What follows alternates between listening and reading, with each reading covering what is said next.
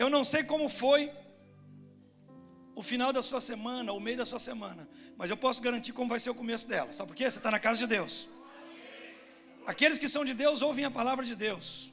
E a palavra de Deus, ela gera fé e ela gera transformação na nossa vida.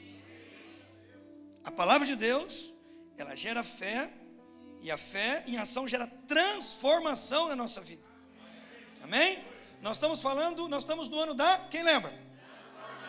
Ano da transformação. E no ano da transformação, nós estamos tentando transformar também a nossa maneira de ser diante de Deus. Desde o ano passado a gente vem orando, jejuando e clamando por avivamento. Depois a gente clama por avivamento, a gente ora e jejua. Depois a gente jejua, ora e clama por avivamento. E a gente vai invertendo a ordem e vai seguindo. Sim? Nessa semana que passou teve um monte de gente que jejuou segunda, terça, quarta, quinta, sexta, sábado. E tem gente de jejum hoje aqui. Sim ou não? Tem gente de jejum. Na segunda-feira eu fiz um combinado só com quem estava aqui. Na segunda-feira nós éramos algumas pessoas aqui. A gente combinou uma coisa e eu quero agradecer a Deus pela sua vida. A gente combinou de colocar o relógio para despertar assim, às 3 horas da manhã, e orar e clamar a Deus. Alguém conseguiu fazer isso? Diga um amém. Deixa eu ver. Tem um grupo razoável, a gente pode aumentar esse grupo. Deixa eu ver um pouquinho aqui, levanta um pouquinho a luz para mim, só um pouquinho. E eu quero ver quem tem coragem de jejuar essa semana, fazer um meio-dia ou um dia inteiro de jejum, clamando por transformação na sua vida, na sua casa, na sua família, nessa igreja, no meio da nossa comunidade. Quem tem coragem de jejuar segunda, levanta a mão. Deixa eu ver se tem algum corajoso. Opa, beleza, aqui. Terça-feira, deixa eu ver. Quem pode jejuar terça? Isso, deixa eu marcar bem que eu vou conferir. Quarta-feira, amém. Quinta, quem pode jejuar quinta? Amém. Sexta-feira, isso. Sábado, glória a Deus. Domingo, fechamos? Então, mais uma semana vai ter gente jejuando, orando, clamando. Se você não levantou a mão nenhum dos dias e você não tem problema de saúde, toma jeito e jejua de segunda até domingo, tá bom? Aí vai ficar tudo certo. Se você não tem problema de saúde, tá bom? E vai ser uma bênção muito grande, muito grande. A gente está aqui pela manhã, daqui a pouquinho às 7 da noite começa um outro momento aqui, e amanhã às 7h30 nós vamos estar aqui junto de novo, clamando, buscando e clamando, adorando, exaltando o nome de Jesus, orando, e eu sei que essa oração tem feito a diferença. Esse jejum tem feito a diferença. Eu, quando subo aqui nesse púlpito, eu sinto a diferença dessa atmosfera espiritual aqui, a mudança. Eu estou falando para você de verdade. Glória a Deus, glória a Deus. Isso vai se intensificar no nosso meio. Hoje a nossa palavra, a palavra de Deus para nós hoje é transformação no pensamento. Transformação no pensamento. Diga comigo assim, transformação no pensamento. Tá, eu vou ler 2 textos com você. O primeiro texto está em 1 Coríntios, capítulo 2, primeira carta do apóstolo Paulo aos Coríntios, o capítulo de número 2, versículo 6 ao versículo de número 16, é uma leitura extensa. Eu gostaria que você colocasse bastante atenção nessa leitura. E a segunda leitura depois vai ser na carta de Paulo também aos Colossenses. Primeiro vamos fazer leitura deste texto. Acompanhe na sua Bíblia ou aqui no telão, provavelmente deve estar aqui o texto atrás de mim aqui, tá bem? Então, 1 Coríntios, capítulo 2, versículos 6 ao 16, diz assim, ó: entretanto falamos de sabedoria entre os que já têm maturidade, mas não da sabedoria desta era ou dos poderosos desta era, que estão sendo reduzidos a nada. Ao contrário, falamos da sabedoria de Deus, do mistério que estava oculto, o qual Deus pré-ordenou antes do princípio das eras, para a nossa glória. Nenhum dos poderosos desta era o entendeu, pois se o tivesse entendido, não teriam crucificado o Senhor da glória. Todavia, como está escrito, olho nenhum viu, ouvido nenhum ouviu, mente nenhuma imaginou o que Deus preparou para aqueles que o amam. Mas Deus o revelou a nós por meio do Espírito. Aleluia. O Espírito sonda todas as coisas, até mesmo as coisas mais profundas de Deus. Pois quem conhece os pensamentos do homem, a não ser o espírito do homem que nele está? Da mesma forma, ninguém conhece os pensamentos de Deus, a não ser o Espírito de Deus. Nós, porém, não recebemos o Espírito do mundo,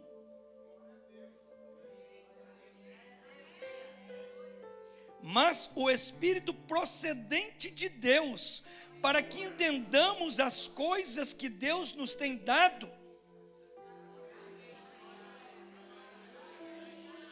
Oh, glória! Delas também falamos, não com palavras ensinadas pela sabedoria humana, mas com palavras ensinadas pelo Espírito, interpretando verdades espirituais para os que são. Quem não tem o Espírito não aceita as coisas que vêm do Espírito de Deus, pois lhes são loucura, e não é capaz de entendê-las, porque elas são discernidas espiritualmente. Mas quem é espiritual discerne todas as coisas, e ele mesmo por ninguém é discernido. Pois quem conheceu a mente do Senhor para que possa instruí-lo? Nós, porém, temos a mente de Cristo.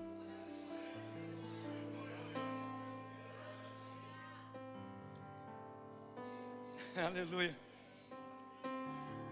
Olha essa afirmação. Nós, porém, temos o que, queridos? Ok.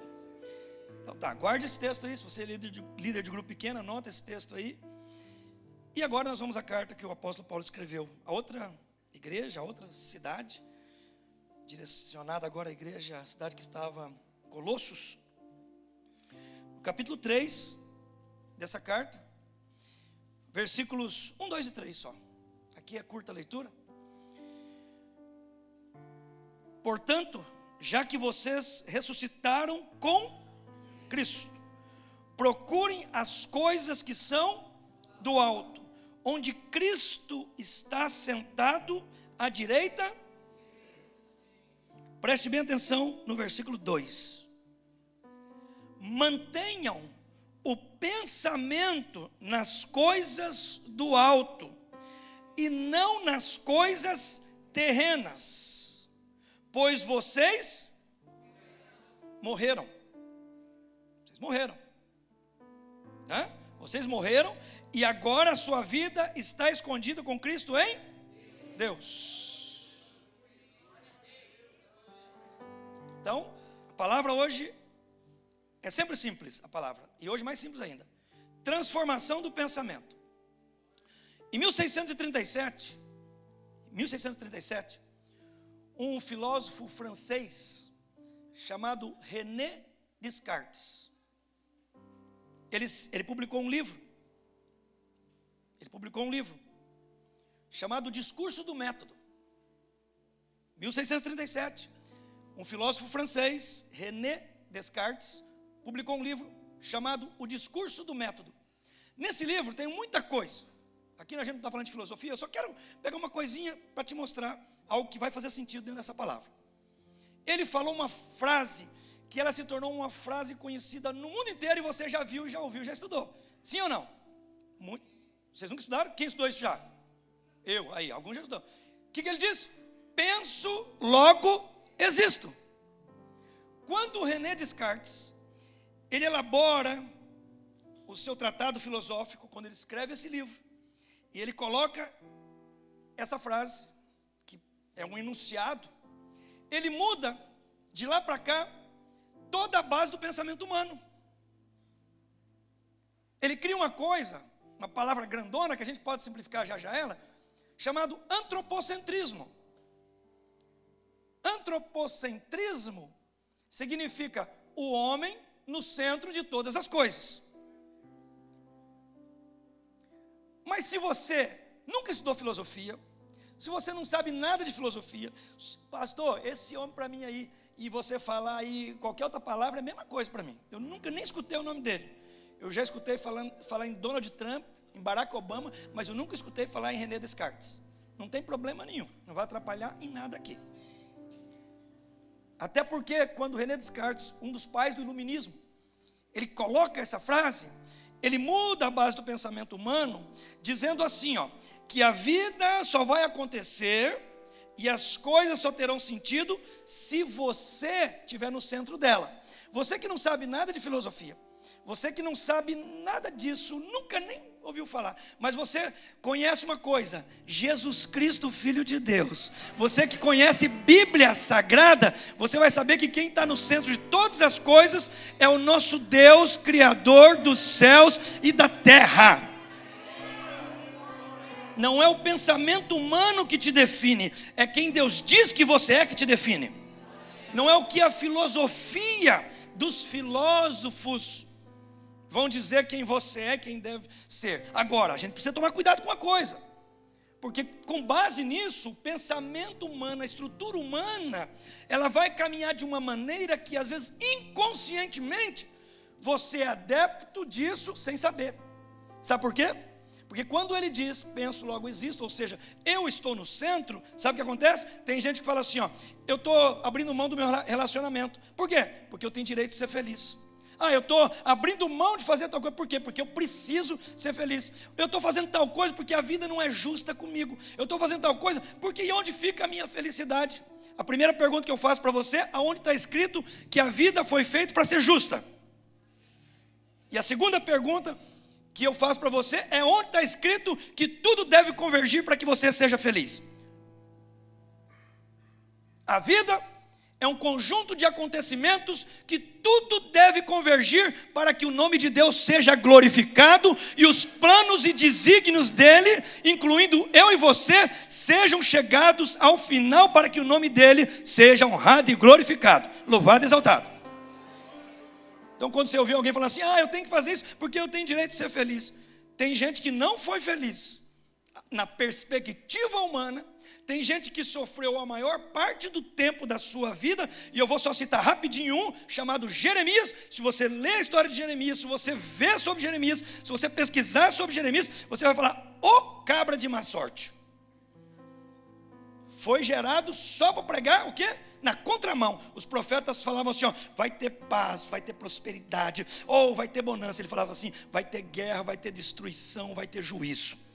Aí era soco na boca, era chicote nas costas, era para dentro de uma fossa de esgoto.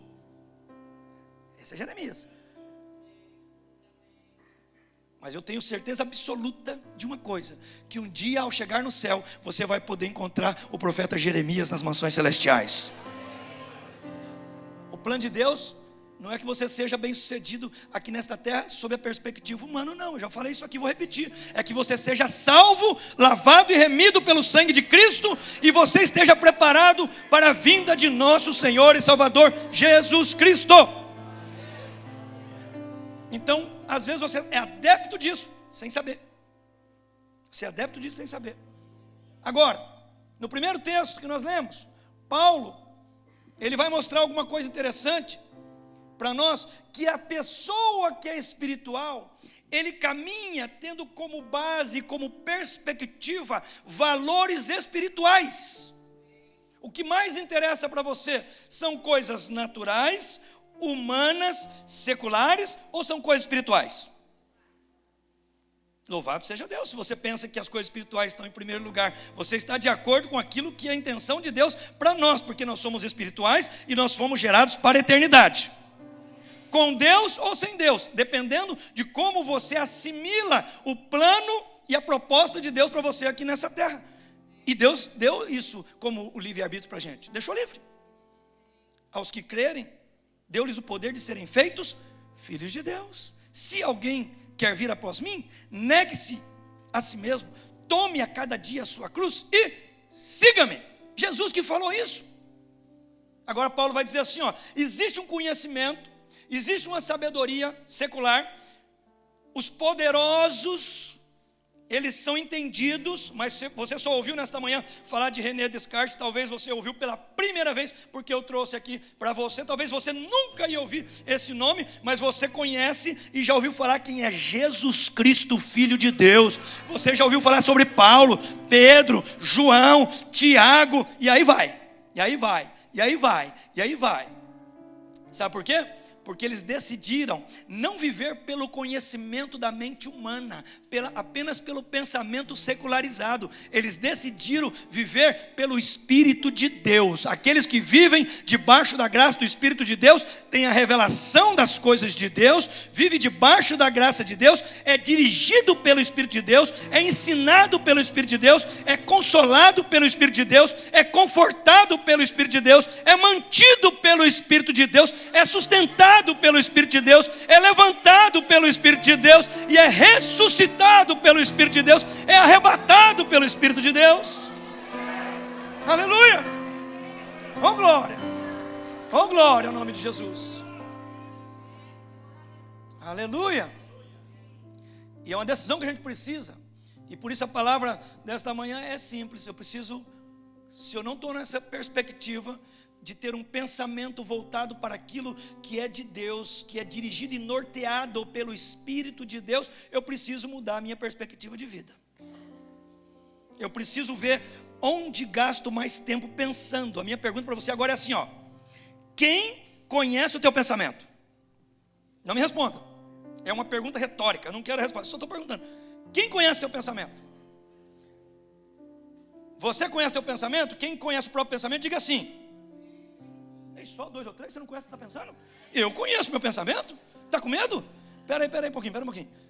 Quem conhece o pensamento, diga sim. Você conhece o que você está pensando? Ou então você está melelé. Agora eu pergunto, a pessoa que está do teu lado aí, ela sabe o que você está pensando agora? Não. Mas você já é casado com ele faz quanto tempo? Você pode até pensar que sabe, mas às vezes ele dá um nó, não sei, você não sabe. Você tem certeza absoluta que teu cônjuge, essa pessoa que está do teu lado, o teu filho, teu pai, tua mãe, do que ele está pensando? Rapaz, eu sei o que você está pensando, sabe nada. Sabe se você falar, se você deixar ele saber. Você viu como é que Deus faz as coisas? Você imagina se cada um de nós tivesse uma telinha aqui em cima da cabeça da gente, do tamanho dessa telinha que está aqui, e fosse passando tudo que a gente está pensando, inclusive agora na hora do culto.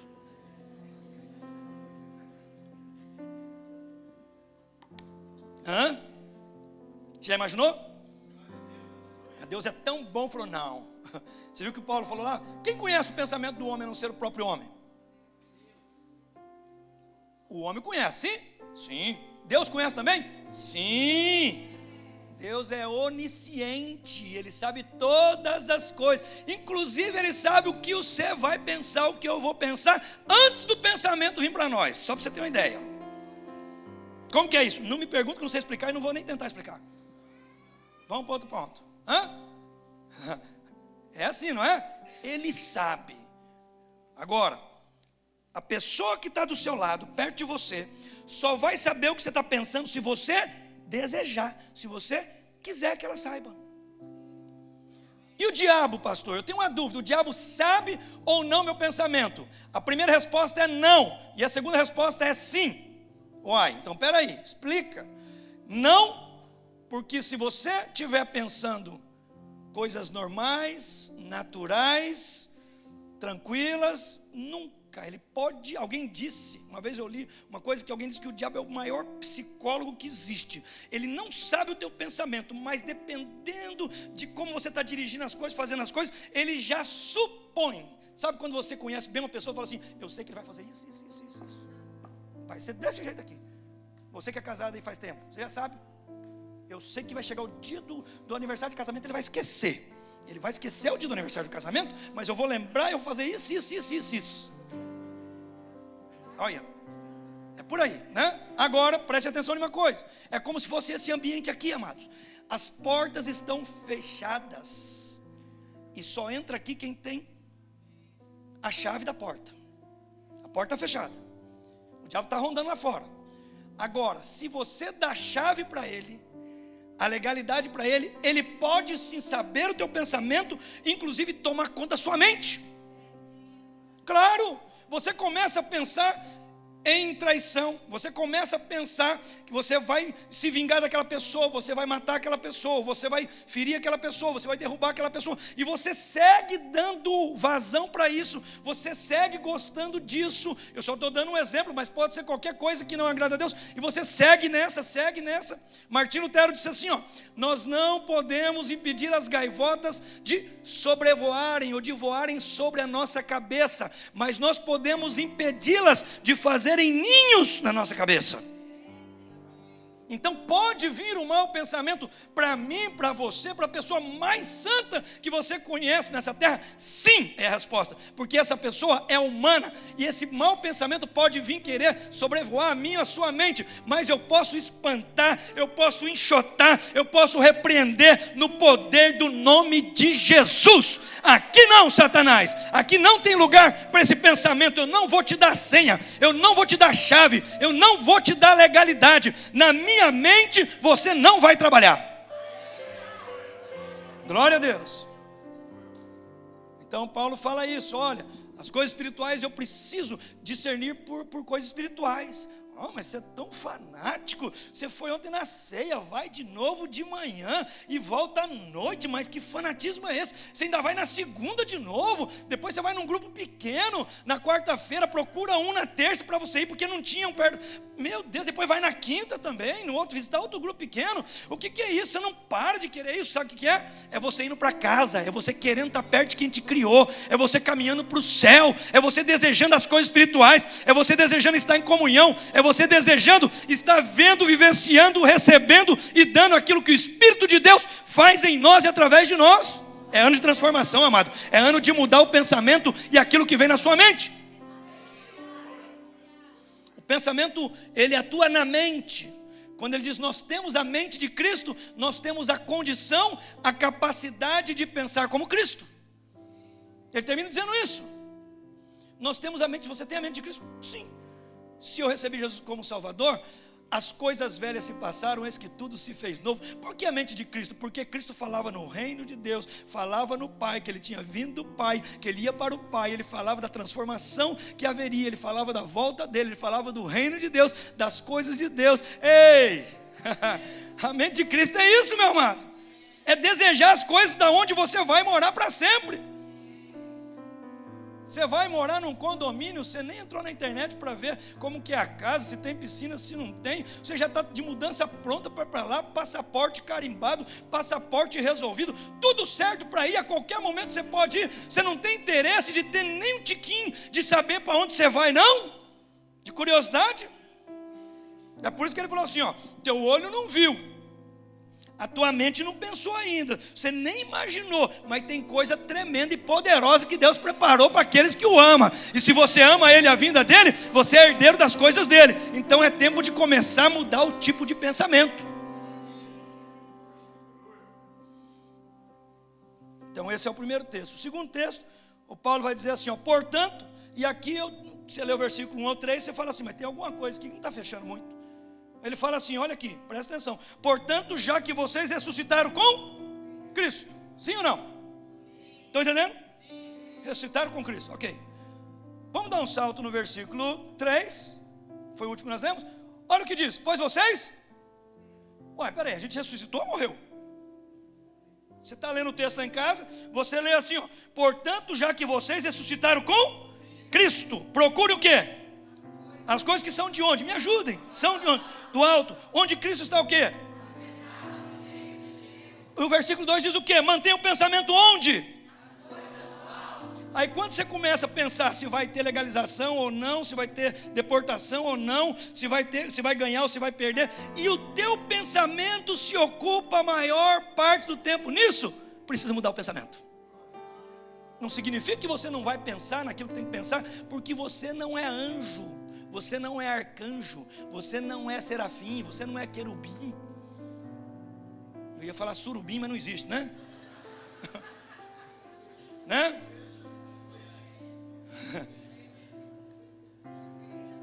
É o peixe? O peixe que tem em Goiás é surubim. Então tá, resolvido.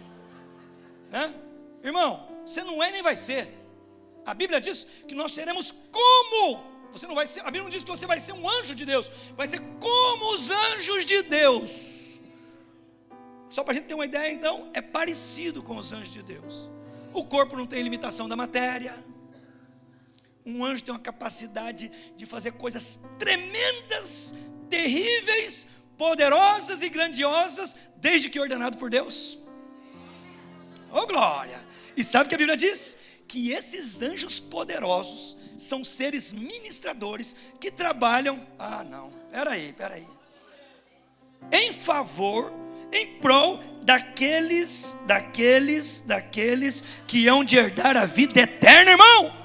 Anjos de Deus sendo ordenado quando você levanta pela manhã, vai lá, tem uma cilada preparada, mas ele é meu, ela é minha, vai com ela, protege, livra, abre o caminho, vai, dirige, para a esquerda, para a direita, tira, fecha o sinal, ali, para, não vai agora. Mas por que atrasou? Estou te livrando, estou te guardando, você não está vendo, você não está entendendo, mas eu estou no controle, quem dirige sou eu, meus anjos estão sendo ordenados ao propósito para o qual eu os enviei. Você é meu, a tua vida é minha, eu preparo, eu dirijo, eu ordeno, eu encaminho.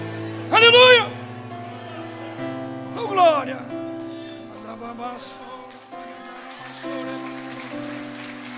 Oh.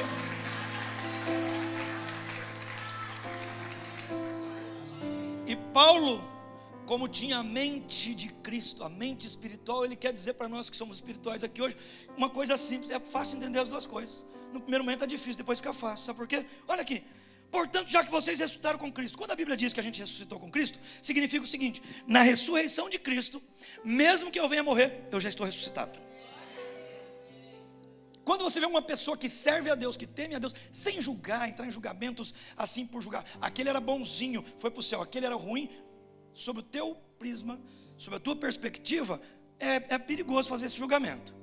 Se ele tem Jesus como Salvador, recebeu Jesus como Salvador, eu posso entender que essa pessoa possivelmente está no céu com o Senhor. Mas se eu tenho dúvida, eu não falo nada, rapaz. Eu fui convidado já para oficiar culto fúnebre de pessoa que tinha morrido numa situação tremenda. Mas o senhor vai lá fazer o culto? Eu falei, qual o problema? Eu cheguei lá, eu abri minha Bíblia. O homem está ordenado a morrer uma vez só, vindo depois disso o juízo. Nós viemos do pó e para o pó a gente vai voltar. E aí, lembra do teu Criador no dia da sua mocidade? Preguei para todo mundo que estava ali. E queridos, nós temos que escolher aqui em vida. Vocês gostavam dessa pessoa? Que bom que vocês gostavam. Tem as boas lembranças, as boas memórias. Parará, papá. E fiz um apelo ainda para quem quisesse aceitar Jesus como Salvador. Por que eu vou julgar o mérito dessa pessoa? Eu não caminhei com ela, não vivi com ela, eu não sei quem ela. Nada disso, irmão, nada disso, irmão. Pode perder tempo com isso. Fala do amor de Jesus, prega a palavra de Deus, deixa o resto com Jesus. Os discípulos estavam muito preocupados, falou: Senhor, tem um monte de cara aí que não é trigo não, eles são joio, vamos passar o facão neles. Jesus falou: para, Jesus, hein? Ele podia falar: vocês estão certos, o discernimento foi certinho, isso aí não é trigo não, isso é joio, arranca e joga fora. Jesus falou: não, faz diferente, deixa crescer o joio junto com o trigo. No final vai vir a colheita, e na colheita o trigo vai para o celeiro, o joio vai para o fogo.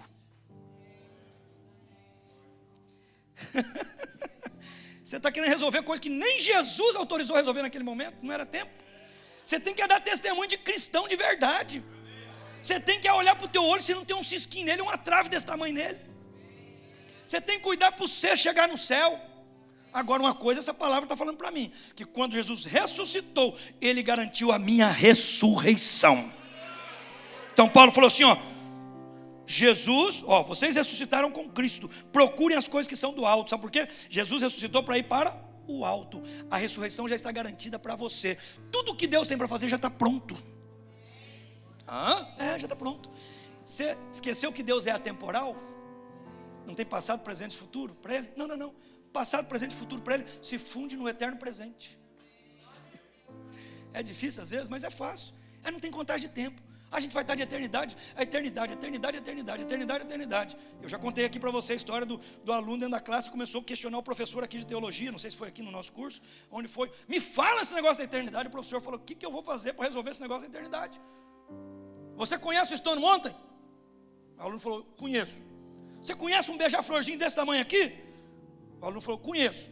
Esse beija-flor, ele voa uma vez por ano do lugar que ele mora, demora um ano, chega no Stone Mountain, ele afia o biquinho dele e ele volta.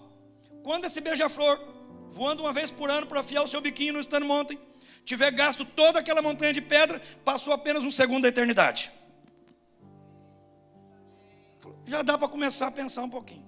A sua mente e a minha não é infinita. Nós não sabemos tudo.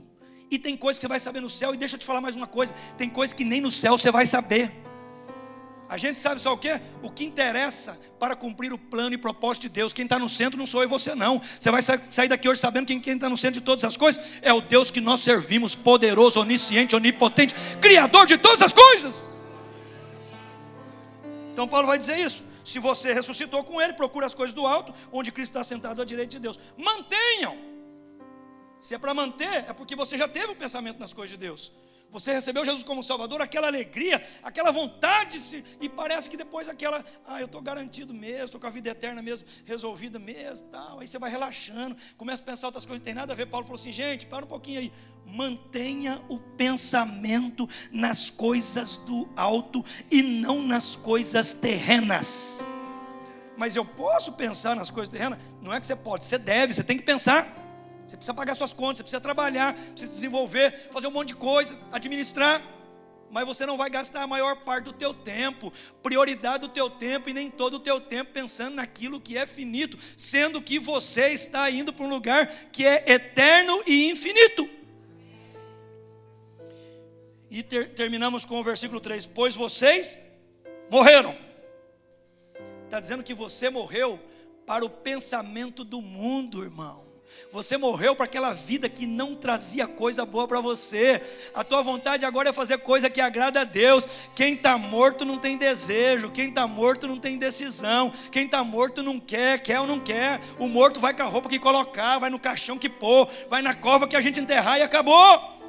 Sabe o que está dizendo? A tua vontade agora é controlada pela vontade de Deus. A tua mente é a mente de Cristo. Você não pensa apenas e unicamente nas coisas aqui, na horizontal. O teu pensamento é vertical. Você pensa para resolver porque você está aqui ainda. Mas o teu foco é aquilo que é eterno, é aquilo que vai durar, é aquilo que vai permanecer, é aquilo que vai fazer sentido quando nada mais nesse tempo, nessa era fizer sentido. Esteja em pé, por gentileza. Então quer dizer que eu ressuscitei e morri? Eu ressuscitei com Cristo na ressurreição dele. Está garantida a minha ressurreição. E eu morri para as coisas do mundo. Eu morri a morte dele para viver a vida dele com ele eternamente. Então eu não gasto meu tempo, irmão, pensando em ladainha, em coisinha à toa aí. Começa a pensar nas coisas celestiais, nas coisas eternas. Como é que você pode abençoar a sua vida nessa semana, a vida de alguém essa semana, a vida da sua família essa semana? Por quem você vai interceder essa semana? Quem você vai falar do amor de Jesus essa semana? Como você vai estar preparado se alguém cruzar o teu caminho precisando de vida, sendo que você já tem a ressurreição garantida com você? Aleluia. Aleluia. Eu quero orar nesta manhã. A minha primeira oração é por você que deseja receber Jesus como Salvador. Aí vai acontecer uma coisa bem interessante nesta manhã. Se você tem esse desejo de receber Jesus como teu Senhor e Salvador, sabe o que vai acontecer? Você vai morrer para uma vida antiga que não ia fazer sentido no final, e você vai ressuscitar para uma vida nova que faz todo sentido aqui e na eternidade. E meu convite para você, que talvez nunca tomou essa decisão, mas que hoje deseja receber Jesus Cristo como teu Senhor e Salvador na tua vida. Você talvez esteve afastado, distanciado. Você e Deus sabe. E os motivos, irmão, só interessa para você e Deus. Ninguém aqui nesse auditório tem nada a ver com a tua vida, a não ser você e Deus. É simples. E se você quer receber esta oração, o que nós podemos fazer aqui é, junto com você, orar, interceder humildemente, para que o Espírito de Deus, o Espírito de Jesus Cristo, ele possa trazer vida sobre a tua vida, e para que você possa morrer para aquilo que já deve ter ficado para trás há muito tempo. E se você está nessa condição, eu quero que vocês fechem os olhos, por favor, todos. Se você quer reconciliar-se com Jesus, ou se você quer recebê-lo como Senhor e Salvador pela primeira vez, com os olhos fechados como estamos, levante a sua mão onde você está, por favor. Levante a sua mão como sinal dizendo: eu quero Jesus, eu quero Jesus, eu quero Jesus. Aleluia, aleluia, aleluia, aleluia, aleluia, aleluia. Você quer isso para a tua vida? Você quer essa reconciliação com Deus? Então vem aqui à frente, deixa a gente orar por você. Vem aqui na frente. Isso, vem, isso mesmo, vem, aleluia, aleluia.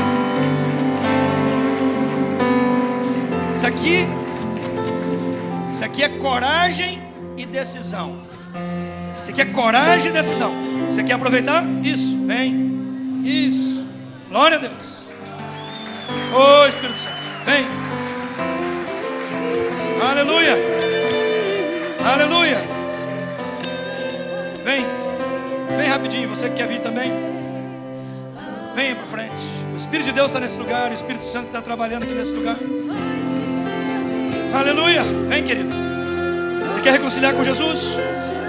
É o teu tempo, é você e Ele. É você que tem a escolha, você que tem o livre-arbítrio de fazê-lo. Nós só oportunizamos. Aleluia. Mais alguém? Nós vamos orar por esses irmãos que estão aqui.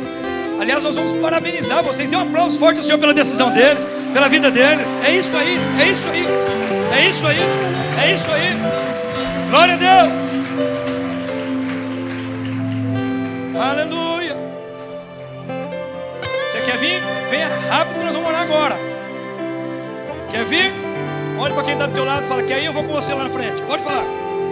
Dá uma chamadinha. Às vezes a pessoa precisa da tua ajuda. Quer ir? Eu vou com você. Tem alguém que quer vir?